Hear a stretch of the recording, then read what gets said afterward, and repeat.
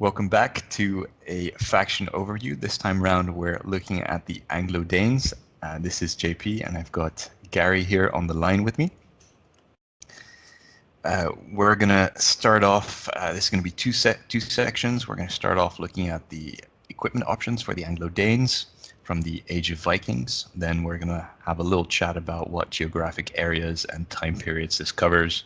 And then finally, we're going to have a look at the special characters. In a follow-up episode, we will be looking at the model options and how this ties in with some of the historical accuracy. Right, Gary, let's start off looking at the equipment options. Do you want to take us through the table there? Sure.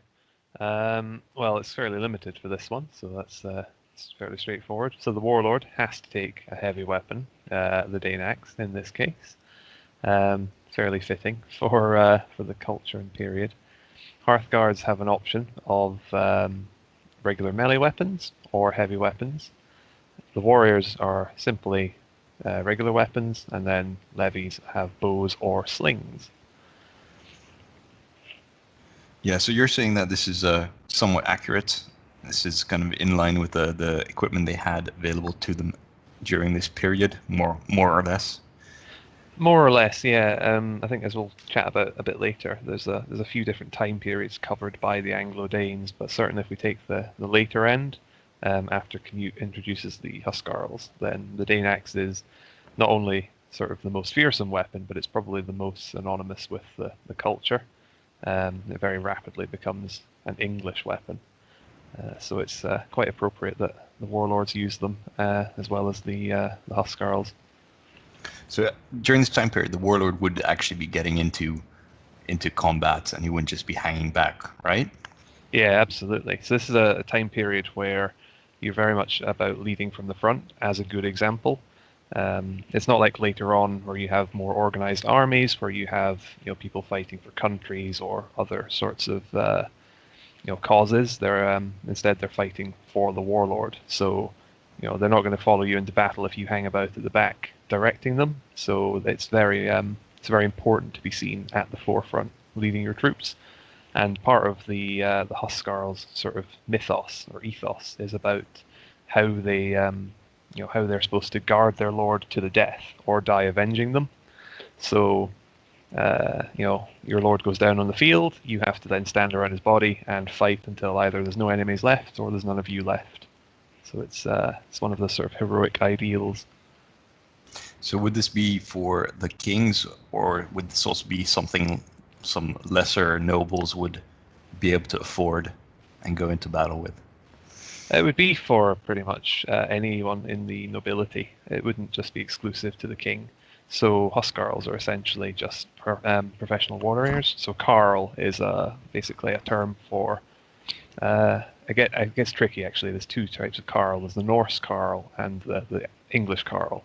So I think the Norse Carl is more of a free man, sort of like a farmer, whereas the Saxon one is more like a sort of sworn follower. And then the hus part just means house, so they're part of your retinue. So anyone who had particular wealth or means would attract a retinue of professional soldiers, and they were very useful to have around because they weren't just fighters. They got used for things like collecting taxes and resolving civil disputes. So yeah, it would certainly not just be the kings. Yeah, so was this something that like a hired hand, or was it more deeper connection to the lord than that? Much deeper. So it was all about personal oaths. So the Saxons put a great store by swearing oaths and holding to them no matter what. There's a few sort of legendary examples of things like that. But essentially, no, they would be sworn to the lord or the king. So they would make an oath in person, which meant that you had to then uphold that because oaths were sacred and the most important thing you had. So there was a hierarchy of oaths. So oath to lord or king took place over oaths to family, who then took precedent over oaths to other people. So if you got into conflict, there was a way to resolve it, but ideally you would not be put into a position where your oaths might be conflicting. All right, so it's not too far off what I suppose the historical ideal is of that time period and these people. Yeah, Which is, exactly. It's maybe doesn't quite line up with what actually happened, but certainly with the heroic ideal, it's quite appropriate. yeah, and I mean, Saga is kind of that heroic ideal personified. So I think in that respect, it actually meshes quite well, kind of the legends and how the game is structured. So that's always nice. What kind of geographic area are we talking about here? So again, it's a little bit diverse. It depends on when you consider the Anglo-Danes to start. So obviously there's, well, say obviously, not necessarily, but there's the Great Army, the invasion by Ivar and his brother at the sort of around 860 or so, where they essentially show up with hundreds upon thousands of warriors and just basically kick out all the English lords and start stealing land from the east inwards. So they settle and bring in more warriors and keep eventually pushing the English back until they're just stuck in a little bit of Wessex. So the Anglo-Danes of that period are very much covering a lot of England, but it's in the 860s, so not very much in the way of mail shirts. Helmets are quite uncommon. There's no Dane axes at this point. It's spears, swords, axes, bows. But then it also goes up, a little bit later. Guthrum is defeated by Alfred, who then pushes further and further north, and eventually the Danes or the Anglo-Danes are confined to essentially Northumbria. It's called the Danelaw. Not just Northumbria, actually, it's a bit bigger than that. But it's centered around Jorvik as a capital. And they maintain power there for about 70 years or so, up until the Battle of Stainmore in 954, where Eric Bloodaxe gets killed, which basically breaks the power of the Danelaw. And although even with his death, there's still different cultures, different names, different sort of different language, different laws kind of in place in what was the Danelaw up until about 1016, when Canute comes over. And then at that point, basically all of England is basically the Anglo-Danes. So you've got three kind of quite diverse periods, quite diverse sets of equipment, quite diverse, I guess, customs and so on. But yeah, it's very broad. Okay, I think. Oh, sorry. Yeah, so maybe we can break it down. So the first period, it sounds more like it's Anglo-Saxons versus Vikings, if we're talking about Saga. Is that kind of more realistic? I think so, yeah. Given the kind of various options on show and the way that the legendary heroes and the equipment goes, I think it's while the Anglo-Danish part of the book talks about the initial invasion and settlement, I think it's definitely aimed towards the later end. Whereas, like you say, the Anglo-Saxons and the Vikings are a bit more probably in line with what's going on there. Yeah. Okay. So can you just repeat the year, kind of when the official Anglo-Danes are maybe recognized, like in history? Yeah. So I would say for what we're doing in Saga, 1016 is the year. So basically, there's been about 20 years of the Danes trying to extort England and taking all their money, which eventually culminates with Canute coming over and fighting a campaign where he eventually, defeats the English and takes the crown. At which point he becomes king of Denmark and England and instills quite a lot of different customs and the Huscarls that we've talked about. Okay. Yeah. So it's kind of up to the invasion by the Normans. That's kind of when things end. Yeah, pretty much. There's only one Danish king after Canute, but and afterwards it goes back to traditionally English kings, but all the culture, all the sort of the laws and the culture that's instilled is pretty much unbroken up to 1066. Yeah, and there's obviously some pacification of British Isles by the Normans after the initial invasion. How long does that kind of carry on for? Quite some time actually. So there's a few different bits and pieces there. So there's some interesting stuff about the Varangian Guard in Constantinople. So after 1066, there was such a sort of influx of English warriors that they began to call the Varangian Guard the English Guard, because it was all these Huscarls and nobles and so on turning up with their their Dane axes and their mail and everything else. So it had a big impact right the way down to Constantinople. In England itself, the campaign went on for maybe about 5 or 6 years after the conquest. So there was the biggest, I guess the biggest resistance is up in the north, and it's essentially his name is Edgar, I think. Yes, Edgar, who's basically can claim a line of descent back to the English kings, and thus basically stirs up a rebellion, and then you end up with what's called the Harrowing of the North, or the Harrying of the North, where basically the Normans depopulate the north of England to the point where even today the north of England has a lower population than the rest of the country. The impacts are quite far-reaching, but they basically exterminate most of the people living there. It's quite brutal. But that's basically, after that is more or less the end of the English resistance. Okay, yeah, so that's kind of the bloody end of the Anglo-Danes a few years after 1066. All right, it's real cool. Moving on, so let's talk about some of the special characters that are available to you. We're not going to go into the rules, but just kind of talk about the flavor of the character and how they've played a role in the Anglo-Danish culture. So let's start off with Harold Godwinson. That's probably most famous as being the last Saxon king of England. What more can you tell us about him? Well, yeah, that's I guess the most famous bit.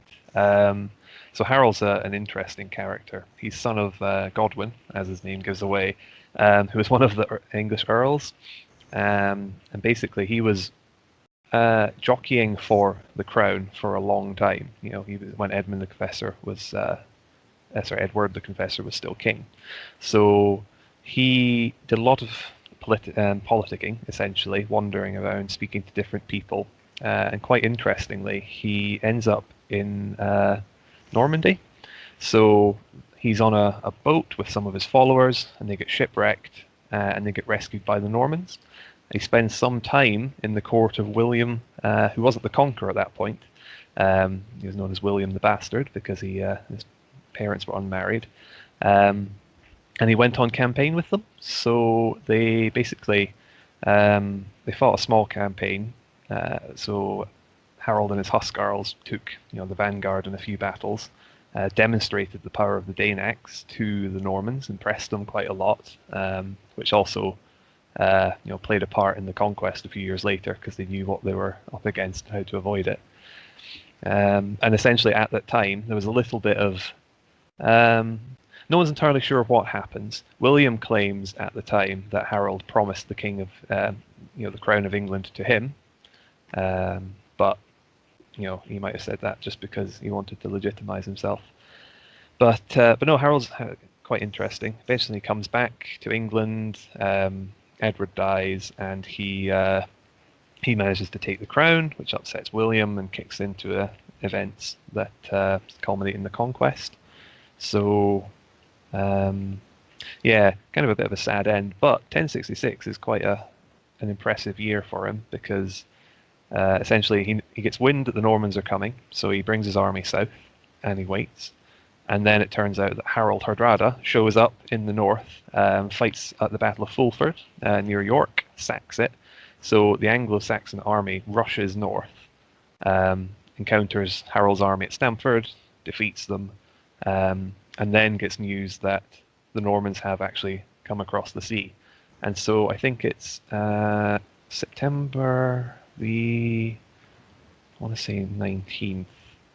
But it might be September the 26th. I'll check the dates for the Battle of Stamford Bridge, and then it's only it's 25th of September. It says here in the book, and then that's it. Then I Yeah. think just 2.5 weeks later, he's fighting Yeah, back 14th of down October. south. Yeah.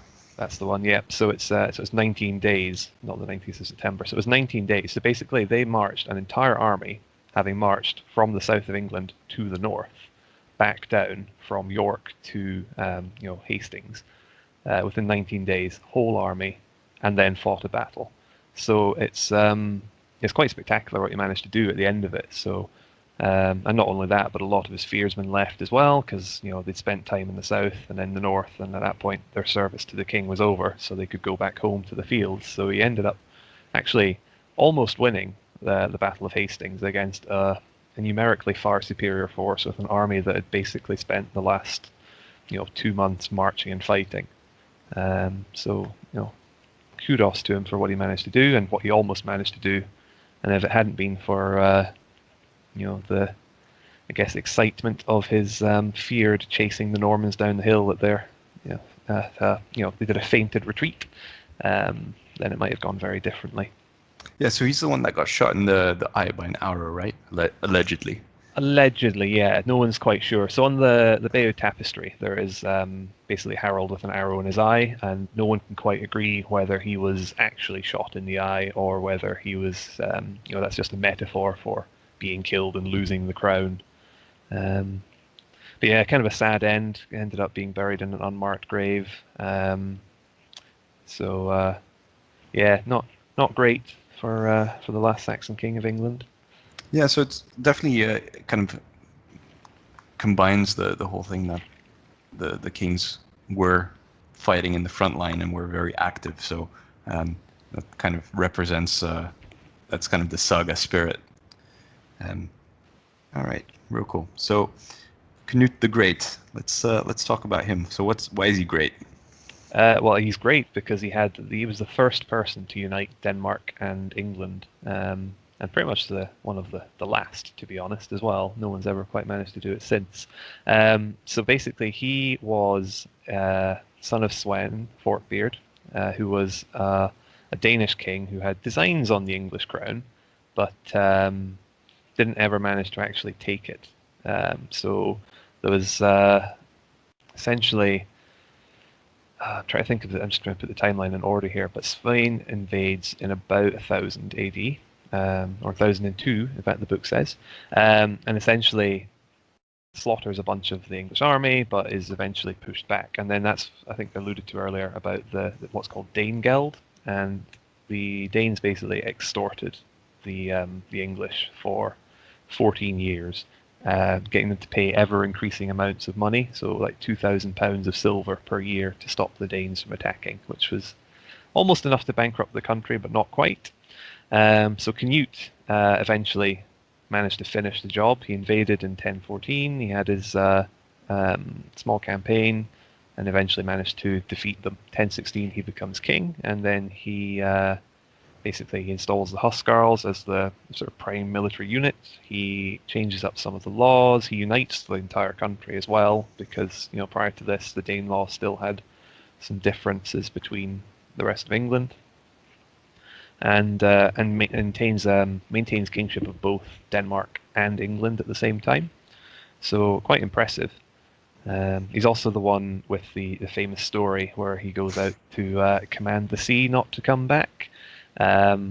Which is actually him proving that the divine right of kings isn't actually real, because he claims that if kings were divine, then he could stop the tides, but the tides come in regardless. So kings aren't divine; they're just quite powerful. Yeah, that was going to be my next question. So just looking at his unit entry, he's actually the only unit that can be mounted on a horse for the Anglo-Danes. So I think the gripping beast model came out a few weeks ago for Canute the Great. So both on foot and on horse. So you can, if you're playing Anglo-Danes and you want one unit on horse, go for it. This is your chance. And obviously, some of his rules are also that you can choose whether or not to use the Viking or the Anglo-Dane board, kind of straddling the both cultures. All right, I think that kind of wraps up the brief overview of some of the history and weapon options of the Anglo-Danes. that's it for this episode, but we'll be back shortly talking about the historical accuracy and some of the modeling options for the Anglo-Danes.